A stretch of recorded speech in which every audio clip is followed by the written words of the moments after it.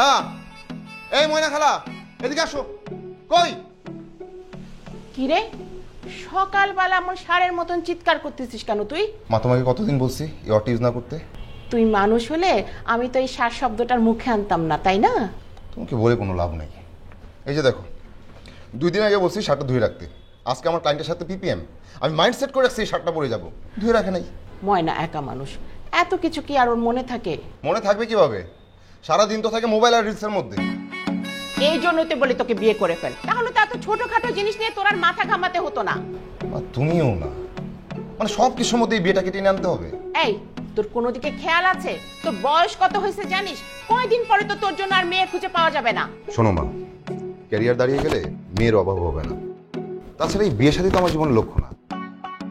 মেয়ে না পেলে বিয়ে করবো না, আই ডোন্ট কেয়ার।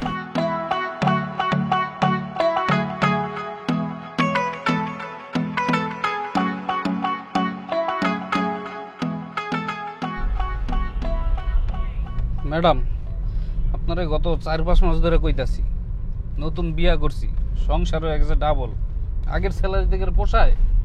আপনি তো কথাটা কানেই দিতেছেন না। মিজান ভাই, আপনার বেতনটা কি আমি দেই নাকি পাপ্পা দেয়?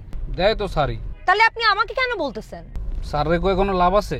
গত মাসে বউটা অসুস্থ ছিল, 4-5 দিন ছুটি নিয়েছিলাম, দিল 5 দিনের বেতন কাইটটা দিল। মিজান ভাই, আপনি আর একটা কথা বলবেন না, চুপচাপ গাড়ি চালান। আপনার পোষালে আপনি কাজ করবেন, নাহলে আপনি কাজ ছেড়ে দেন, কোনো সমস্যা নাই। অসহ্য।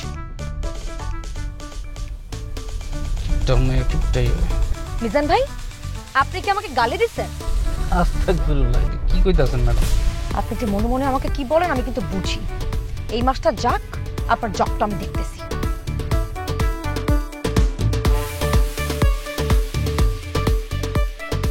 আদিল, তোর গত পিপিএম এর ডিজাইনটা কিন্তু খুব ভালো ছিল। Thank you sir.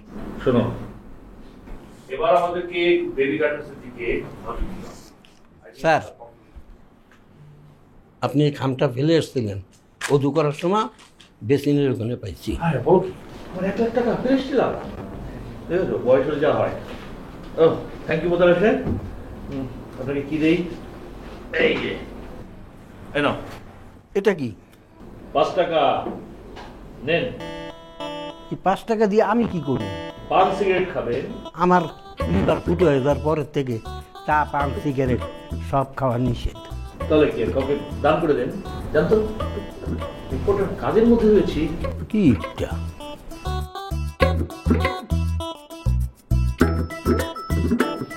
কিছু বলে গেল না মনে হয় স্যার। ও আচ্ছা, বাদ দাও। তোমার তো আজকে মার্কেট ভিজিটে যাওয়ার কথা। জি স্যার, একটু পরেই বের হবো। আচ্ছা শোনো, এই বেবি গার্মেন্টসের চাহিদা কিন্তু দেখো, ইউরোপের এখন যে সমস্ত বায়ার আসছে তাদের সবার ডিমান্ড কিন্তু এইখানে। আমার মেয়ে ফোন করেছে। হ্যালো মামুনি। হ্যালো পাপা, আমার ইমার্জেন্সি 50,000 টাকা লাগবে। ইমার্জেন্সি? কখন? পাপা, ইমার্জেন্সি মানে ইমার্জেন্সি, রাইট নাও। কিন্তু আমি এখন এত টাকা কোথায় পাবো? পাপা 50,000 টাকা চাইছে। কত টাকা চাইলাম? ও, তুমি টাকাটা দিতে চাচ্ছ না, এই তো? আরে বাবা, আমি কি বলেছি যে আমি টাকা দেবো না? তুমি এখন আছো কোথায়? আমি এখন আমার ফ্রেন্ডের সাথে রেস্টুরেন্টে আসছি। ও পাপা, আমি জানি তুমি এখন আমতা আমতা করবে, আমি তোমাকে অ্যাড্রেস পাঠিয়ে দিচ্ছি, তুমি কাউকে দিয়ে টাকাটা পাঠিয়ে দাও। আচ্ছা ঠিক আছে, অ্যাড্রেসটা পাঠাও। রাখি। এই মেয়ে আমাকে শেষ করে দেবে। দেশের বাইরে থাকতে থাকতে টাকাকে টাকা মনে করে না, মনে করে পয়সা। বাদ দাও, তোমার তো দেরি হয়ে যাচ্ছে, মার্কেট ভিজিটিং এ যাবে না? জি স্যার। আচ্ছা এক কাজ করো, তুমি অ্যাকাউন্টস থেকে 50,000 টাকা নিয়ে ওকে দিয়ে এসো, কিছু মনে করো না। না না স্যার, মনে করার কি আছে, আমি যাওয়ার পথে দিয়ে যাবো। হ্যাঁ, আর ওর সাথে তোমার পরিচয় নেই, দেখা হলো, কথা হলো, ও আমাকে অ্যাড্রেসটা পাঠাচ্ছে, আমি তোমাকে ফরওয়ার্ড করে দিচ্ছি। জি স্যার।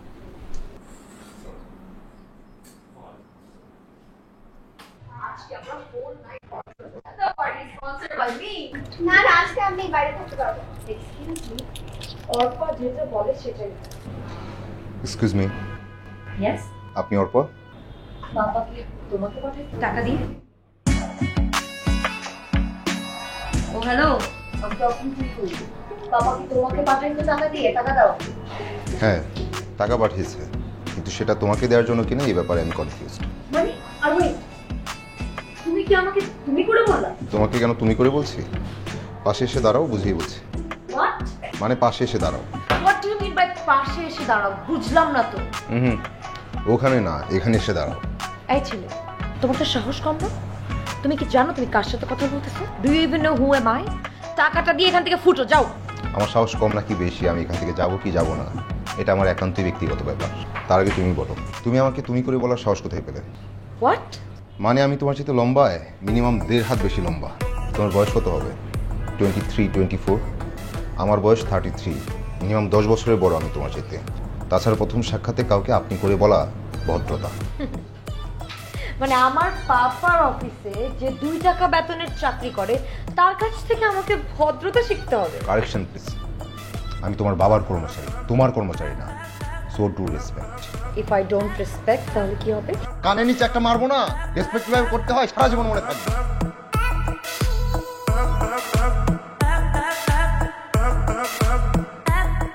আমি তোমার বাবার রিকোয়েস্টে আসছি তোমাকে টাকাটা দিয়ে যেতে, বাট সরি, টাকাটা দিতে পারলাম না।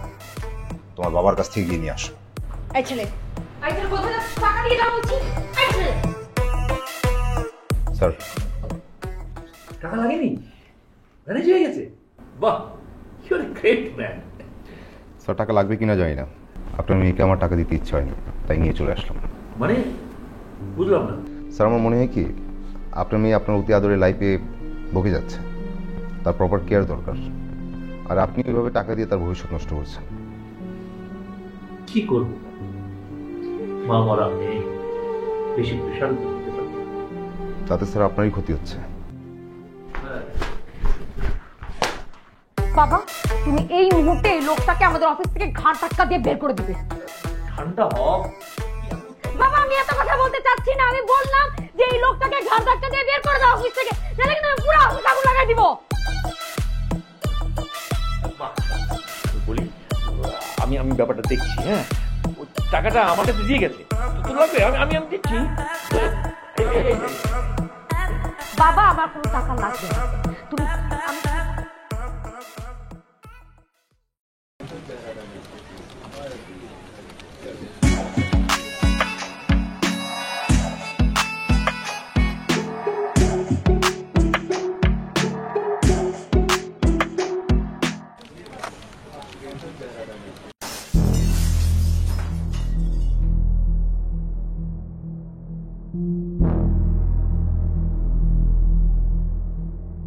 কি সমস্যা কি? চোখে দেখেন না? চোখে প্রবলেম? তার ডাক্তার দেখান গিয়ে। ফালতু কথা।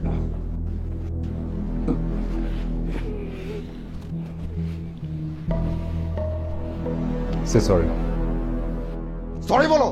নেভার। এই কি হয়েছে এখানে? তেমন কিছু না স্যার, আপনার বেয়াদব মেয়েটাকে একটু শিক্ষা দিচ্ছি। শোনো মেয়ে, কাউকে সম্মান করলে সম্মান কমে না, সম্মান বাড়ে। এই যে তোমার বাবা মানে আমাদের স্যার, ওনাকে পেছন থেকে আমরা অনেকেই কৃপণ বলি, কিন্তু সেটাও ভালোবেসে। কেউ তাকে অসম্মান করে না, প্রত্যেকে তাকে সম্মান করে, কারণ উনি সম্মান করতে জানেন। যে মানুষটাকে ধাক্কা দিলে উনি এই অফিসের সবচেয়ে সিনিয়র মেম্বার, হয়তো ওনার ডেজিগনেশন সবার নিচে, কিন্তু আমরা প্রত্যেকে তাকে ভালোবাসি, তাকে সম্মান করি। এই মোতালেব চাচাকে তোমার বাবাও সম্মান করেন। আর কি বলছিলে, অফিস থেকে আমার ঘাড় ধাক্কা দিয়ে বের করে দিতে? অফিস থেকে বের করতে হবে না, আমি নিজেই অফিস ছেড়ে চলে যাচ্ছি।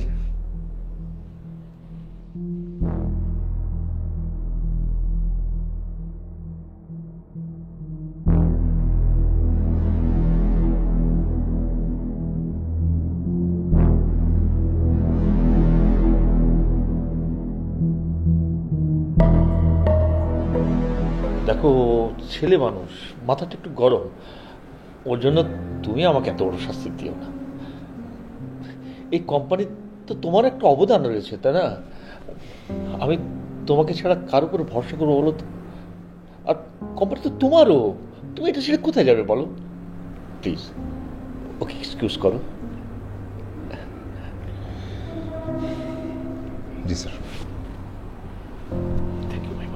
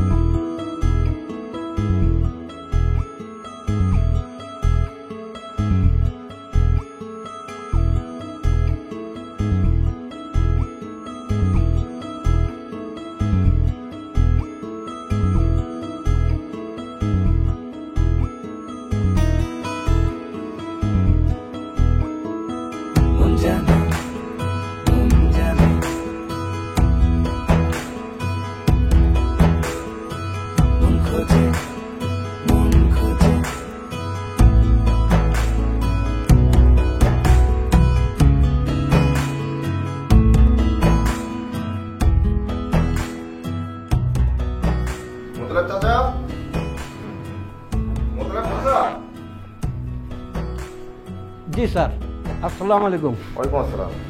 এসব কার কাজ? সারা অফিস জুড়ে এরকম রেড, ব্লু, ইয়েলো, পিঙ্ক, এসব মানে কি? স্যার, আমি তো কিছু জানি না, তাই আপনি ওই ওয়েটিং রুমে গেলে সব জানতে পারবেন। আসি স্যার, আসসালাম।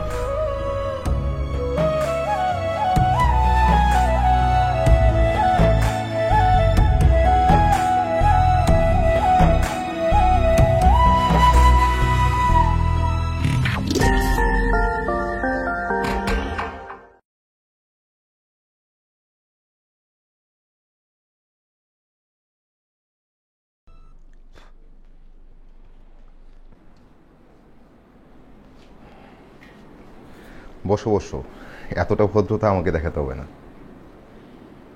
বাট তোমার পরিবর্তন দেখে ভালো লাগছে।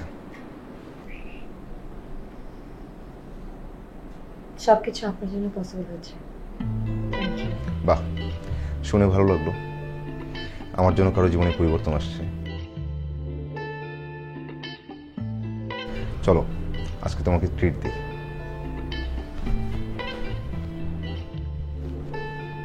আসো। আমার আপনার সাথে কিছু কথা ছিল।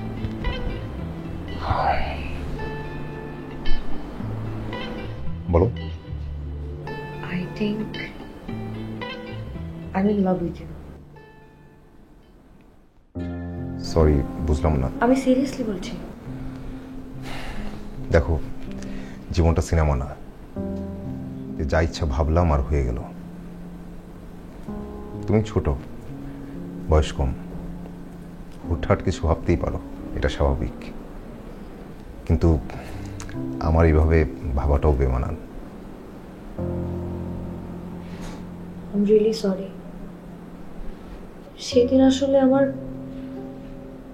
মাথা গরম ছিল, মানে আমি আঙ্কেলকে। ঠিক আছে, ওই দিনের ওই ইস্যু না ঘটলেও তোমার সাথে আমার কিছু হওয়া পসিবল না। আই থিঙ্ক কটা দিন যাক, তুমি নিজেই বুঝতে পারবে। ওকে, ভালো থেকো।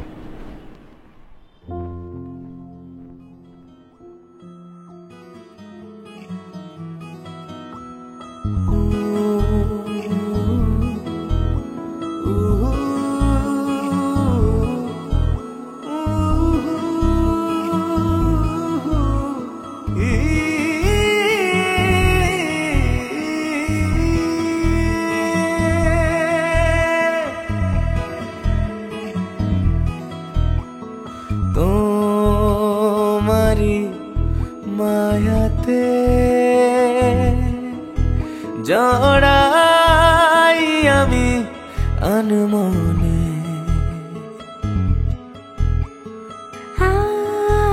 আমারি ছায়াতে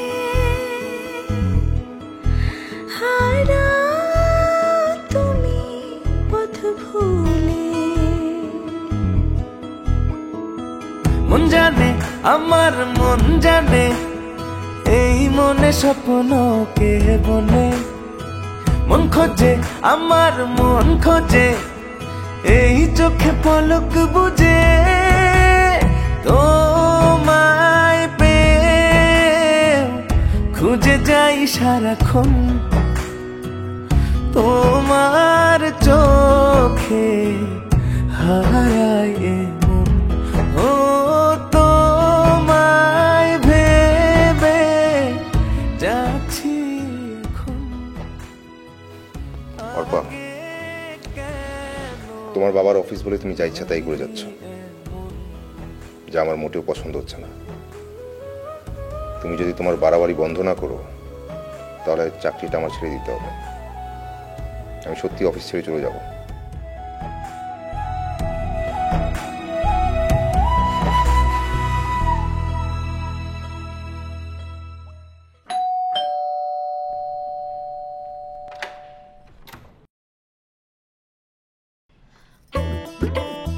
আরে কি করতেছো? ওঠো ওঠো। এটা আদিলের বাসা না আন্টি? হ্যাঁ, কিন্তু তুমি কে? আমি অর্পা। অর্পা? জি, আদিল আপনাকে আমার ব্যাপারে কিছু বলেনি? না তো। আন্টি আমাকে একটু ভেতরে আসতে পারি? আচ্ছা ঠিক আছে, আসো।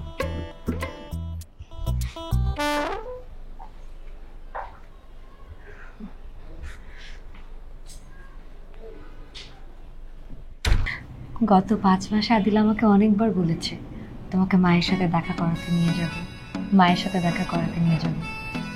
কিন্তু যখনই আমি বলি চলো, তখনই বলে আজকে না, কালকে, কালকে না, পরশু।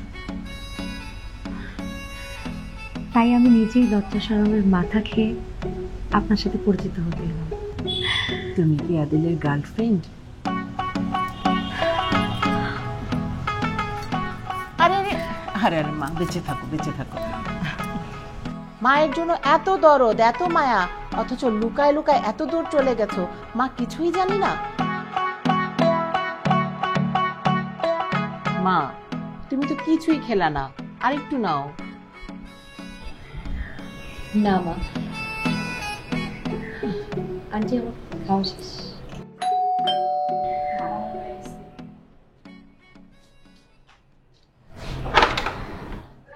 মামা আইসতেন আপনি? মামি তো অনেক আগেই আইসতে, আপনার লেগে এতক্ষণ অপেক্ষা করে খাওয়া দাওয়া শেষ করে। মানে কি? কিসের মামি? এই যে দেখেন,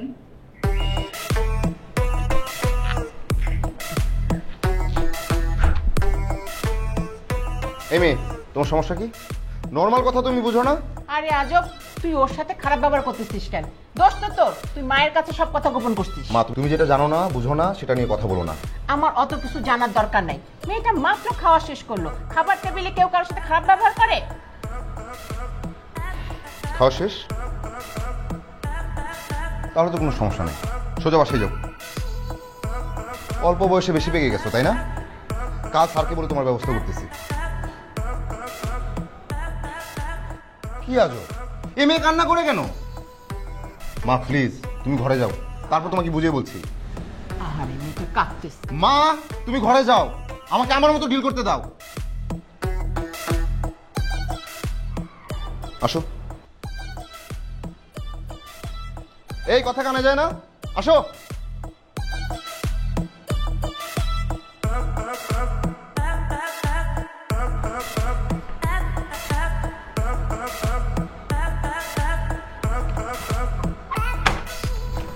সোজা বাসায় যাবা, যাও। কি হলো, যাও।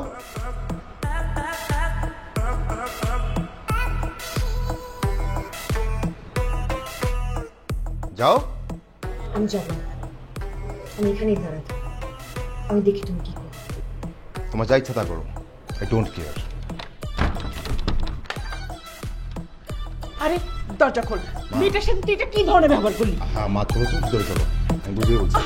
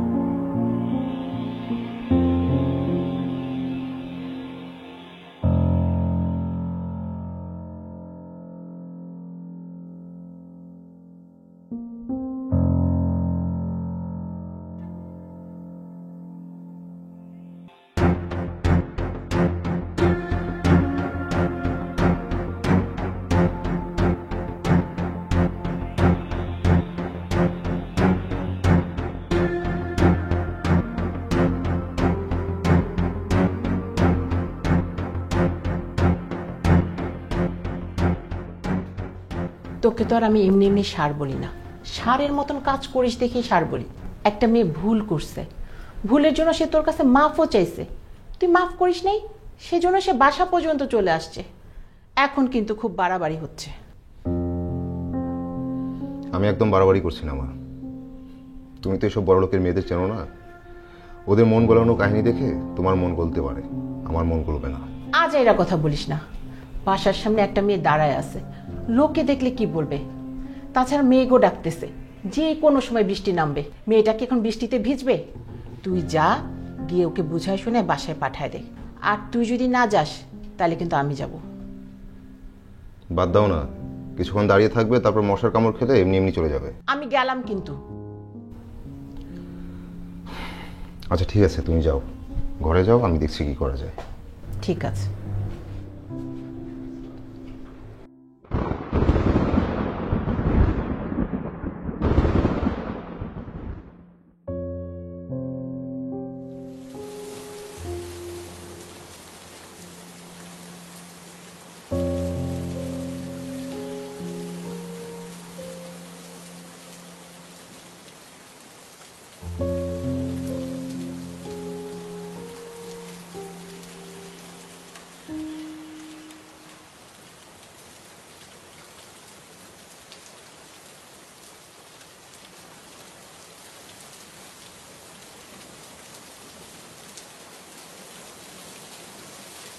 তুমি যা করছো স্রেফ পাগলামি, পাগলামি ছাড়া কিছুই না। বাসায় যাও। আমি ততক্ষণ পর্যন্ত বাসায় যাব না যতক্ষণ পর্যন্ত তুমি হ্যাঁ না বলবে। আমি এখানেই দাঁড়িয়ে থাকবো। তুমি যদি আর বেশি পাগলামি করো, আমি সরাসরি স্যারকে ফোন করবো। ফোন করো, বাধা দিয়েছে কে তোমাকে? তাছাড়া পাপা সব জানে। জীবনটা ফিল্ম না, তুমি যা করছো সবকিছু ঘোরের মধ্যে থেকে করছো। ঘোর কেটে গেলে সবকিছু হাস্যকর মনে হবে। এটা আমার ঘোর না। আচ্ছা ঠিক আছে, বাসায় যাও, আমাকে 2 দিন সময় দাও, আমি ভেবে দেখছি। পারবো না, আমি তোমাকে অনেক সময় দিয়েছি, তুমি এখন আমাকে হ্যাঁ বলবা। আরে বললাম তো, আমি ভেবে দেখছি। ওকে, পজিটিভলি ভাববো। উফ, তুমি বলো তুমি তোমার মাকে নিয়ে কালকে আমাদের বাড়িতে আসবে।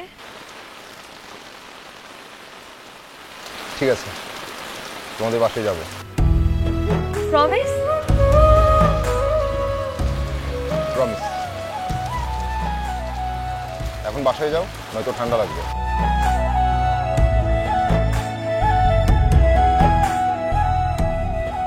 অর্পা, তোমার বাসায় যেতে তো লেট হবে, বাসায় আসো, চেঞ্জ করে যাও।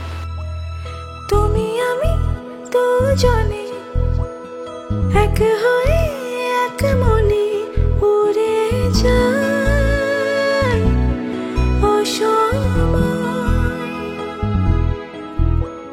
হৃদয়ে জড় হওয়া, তোমাকেই কাছে চাওয়া, এ ভাবনা আমার তুমি মন জানে, আমার মন জানে, এই মনে কে আছে গোপনে। মন খোঁজে, আমার মন খোঁজে, এই চোখে পলক বুঝে। তোমায় পেয়ে খুঁজে যাই সারাক্ষণ, তোমার চোখে হারায় মন। ও তোমায় ভেবে যাচ্ছি এখন, আগে কেন হয়নি এমন।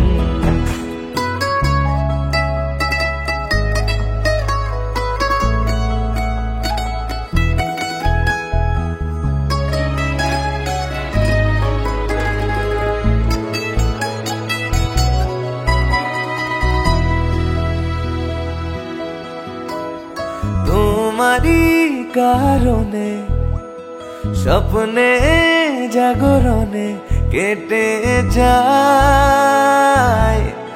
এই সময়। চোখে চোখে মনে মনে দেখে দেখে ভালোবেসে হৃদয় আমার মায়াময়। মন জানে, আমার মন জানে এই মনে স্বপ্ন কে বলে মন খোঁজে আমার মন খোঁজে এই চোখে পলক বুঝে তোমায় পেয়ে খুঁজে যাই সারাক্ষণ তোমার চোখে হারায় মন ও তোমায় ভেবে যাচ্ছি এখন আগে কেন হয়নি এমন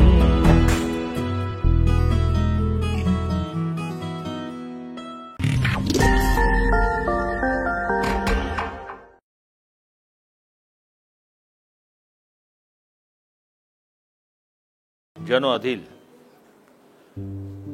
অর্পার মা মারা যাওয়ার পর আমি আর দ্বিতীয় বিয়ে করিনি। আমার মেয়েটার মুখের দিকে তাকিয়ে আমি সবসময় ভেবেছি আমার মেয়ে যেন স্নেহ থেকে বঞ্চিত না হয়। সে কারণে ওকে আমি যখন যা চেয়েছি তাই দিয়েছি।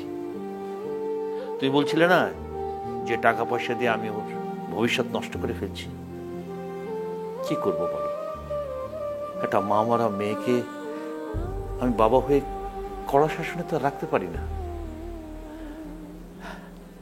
হ্যাঁ, ও হয়তো আমাদের এই কালচার, আমাদের সোশ্যাল ফ্যাক্টর এটা ঠিক মতো বোঝে না, কিন্তু বিশ্বাস করো ওর মাথাটা গরম হলো, মনটা একেবারেই নরম। আমি খুবই খুশি হয়েছি তোমার জন্যে আজ আমার মেয়ের এই পরিবর্তন। সবচেয়ে ভালো লাগছে যে তোমরা দুইজন দুজনকে পছন্দ করেছো। সবসময় আমি চেয়েছি আমার মেয়েকে একটা ভালো পাত্রের হাতে তুলে দিতে, আর তোমার মতো একটা ভালো ছেলে আমি আর কোথায় পাবো বলো। ভাই সাহেব, আসেন বিয়ের দিন তারিখটা ঠিক করে ফেলি। আরে বিয়ের দিন তারিখ ঠিক করার কি আছে? ছেলে মেয়ে যখন রাজি তখন দু চারজন আত্মীয় স্বজন ডেকে কাল পরশুর মধ্যে একজন কাজী ডেকে বিয়ে পড়িয়ে দেবো। কি বলেন ভাই সাহেব, আমার একটা মাত্র ছেলে, আমি একটু অনুষ্ঠান করে ধুমধাম করে বিয়ে করাবো না? আমাকে তো একটু সময় দিতে হবে। ও তাই তো, আমার তো একটাই মেয়ে। ওয়ালাইকুম সালাম। বসো। না আন্টি, আমি বসবো না। আদিলের সাথে আমার কিছু কথা ছিল। আদিল একটু আসবে? যা বাবা যা।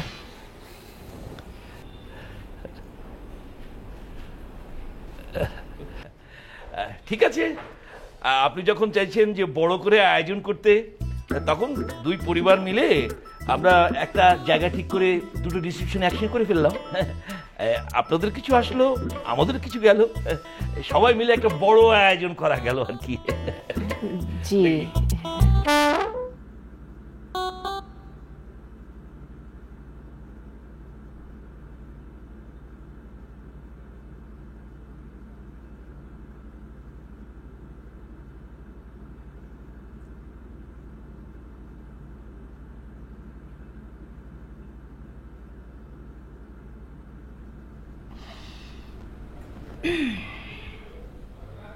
সো মিস্টার আদিল, আপনার স্যালারি কত? হঠাৎ এই প্রশ্ন?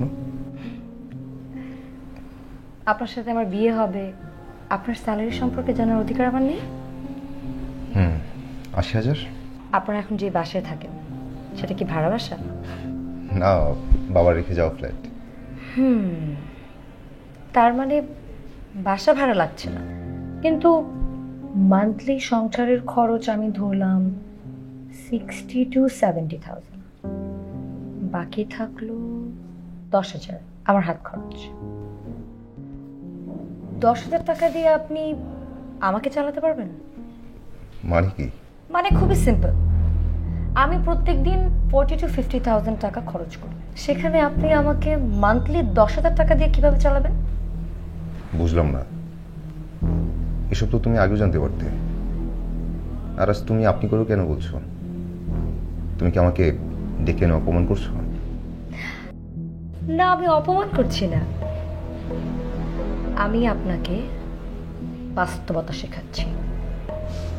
আপনার মনে আছে অফিসের সবার সামনে আপনি আমাকে থাপ্পড় মেরে বাস্তবতা শিখিয়েছিলেন?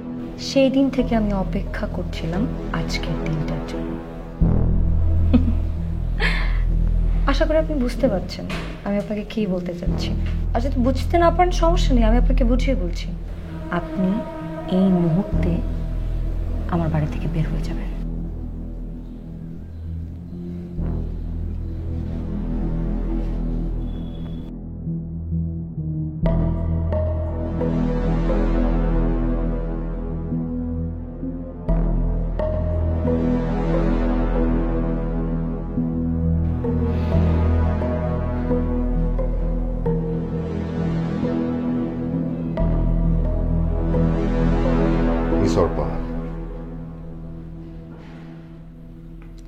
আপনার সাথে কোনো সম্পর্কে যাওয়ার ইচ্ছা আমার কখনই ছিল না।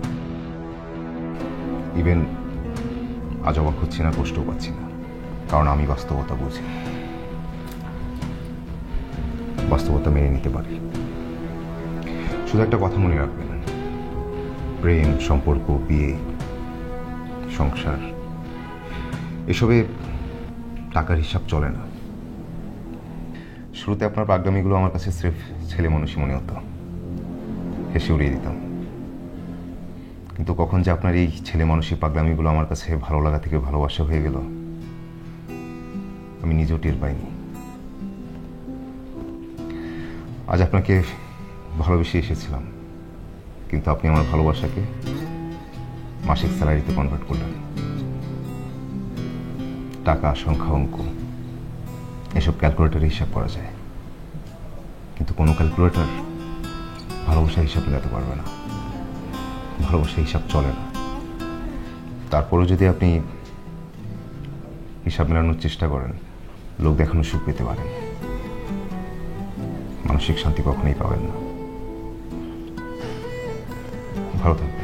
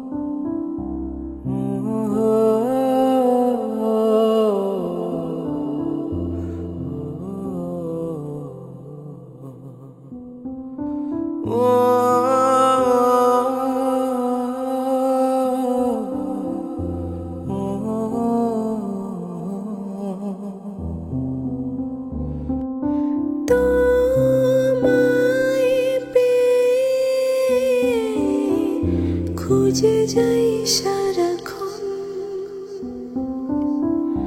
তোমার চোখে, হারাই মন তোমায় ভেবে যাচ্ছি এখন। আগে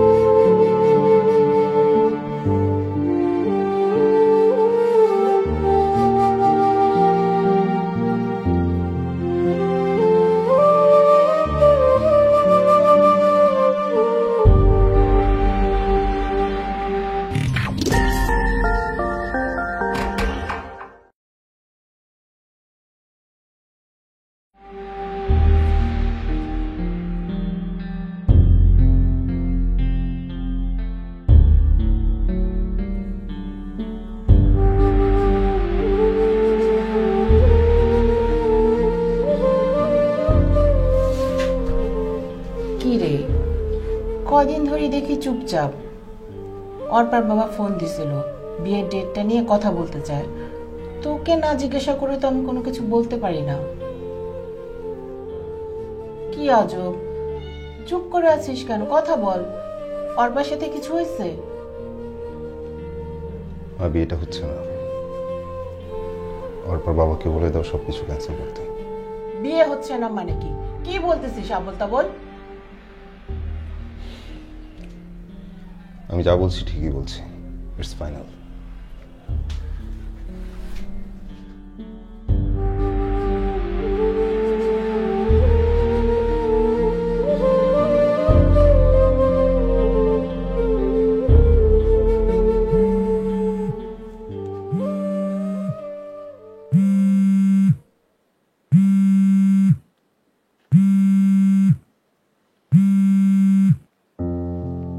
কি প্রবলেম তোমার? আবার কিছু নাটক শুরু করছো? আমি কোনো নাটক করছি না আদিল। তুমি আমাকে সবসময় বলতা না যাবে নাকি সিনেমা করি, আমি এখনো ঠিক তাই আছি। খেয়ালই করবে না অর্পা। ফোন রাখো, আর কোনোদিন আমাকে ফোন করবে না। Please Adil, I am really sorry. বিশ্বাস করো, আমার আসলে সেদিন কি হয়েছিল আমি জানি না। মানে তোমাকে তাড়িয়ে দেওয়ার পর থেকে আমার মনের ভিতরটা কেমন জানি অনেক শূন্য শূন্য লাগতেছিল। তুমি জানো আদিল, আমি এই পুরো পৃথিবীতে আমার বাবা ছাড়া আর কোনো পুরুষকে ভালোবাসিনি। কিন্তু তোমাকে তাড়িয়ে দেওয়ার পর আমার সেই বাবা আমার সাথে কত দুনিয়া থেকে কথা বলতেছে।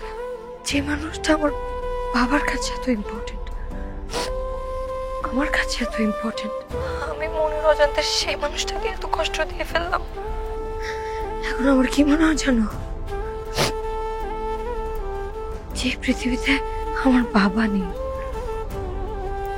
তুমি নেই,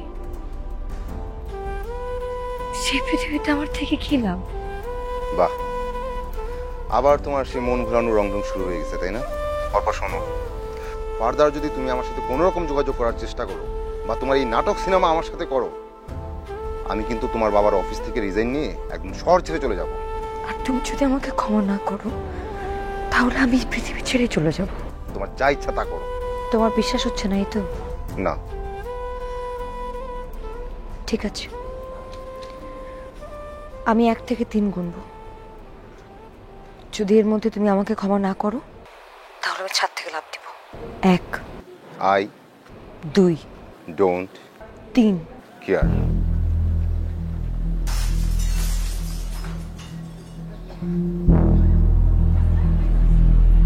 হ্যালো হ্যালো হ্যালো অর্পা।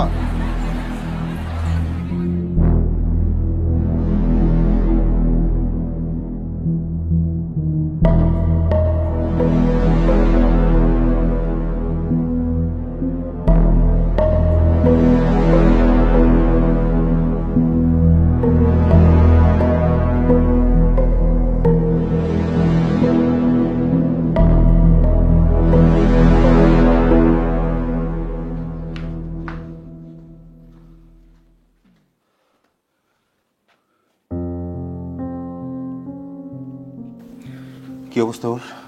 ভাইয়া টেনশনে কিছু নাই, ডক্টর বলুন সেফ আছে। স্যার কোথায়? স্যার ডক্টর বুঝলাম না, পড়ে গেল না ইচ্ছাকৃতভাবে লাফ দিল? ভাগ্যিস নিচে একটা বালুর ট্রাক ছিল, বালুর উপর পড়ছিল।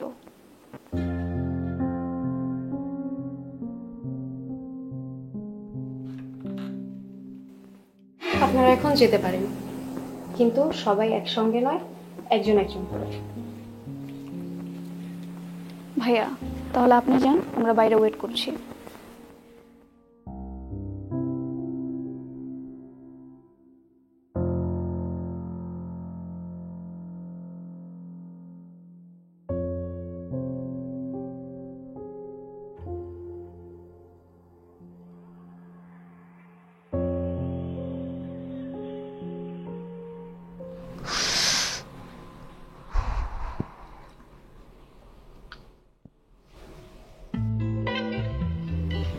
কানে ধরলে তোমাকে সুন্দর লাগবে,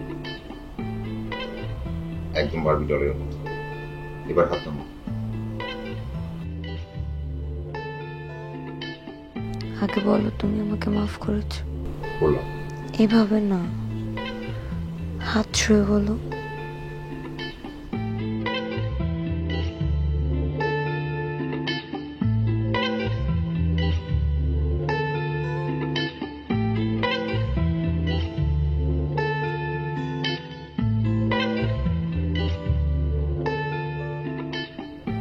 এখন থেকে তোমার এইসব নাটক সিনেমা বন্ধ করো। জীবনটা একটু সিনেমা থেকে হওয়া উচিত। আর কেউ মানা করলে কি আমি শুনবো নাকি?